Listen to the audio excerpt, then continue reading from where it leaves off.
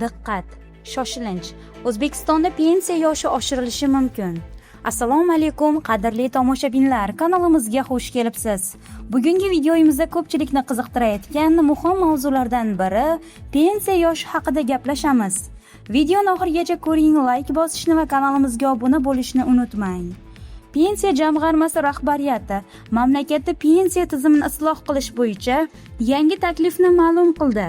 Unga ko'ra, erkaklar uchun pensiya yoshi 60 yoshdan 63 yoshgacha, ayollar uchun esa 55 yoshdan 58 yoshgacha oshirilishi rejalashtirilmoqda.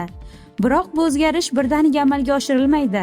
Taklifga muvofiq har yili yarim yildan qo'shib borish orqali bosqichma-bosqich o'tish rejalashtirilgan. Rasmiylarga ko'ra, bugungi kunda dunyodagi ko'plab davlatlarda pensiya yoshi 65 yoshdan yuqori hisoblanadi. O'zbekistonda esa pensiya yoshi so'nggi 32 yil davomida o'zgarmagan. Yana bir asos sifatida mamlakatda aholining o'rtacha umr ko'rish davomiyligi 75 yilga yetgani qayd etilmoqda. Shu bilan birga pensiya jamg'armasi hali hech qanday yakuniy qaror qabul qilinmaganini ma'lum qildi. Avvalo, maxsus platforma orqali aholidan takliflar qabul qilinadi. Bir oy davomida yig'ilgan fikrlar o'rganilib, zarur bo'lsa loyihaga o'zgartirishlar kiritiladi.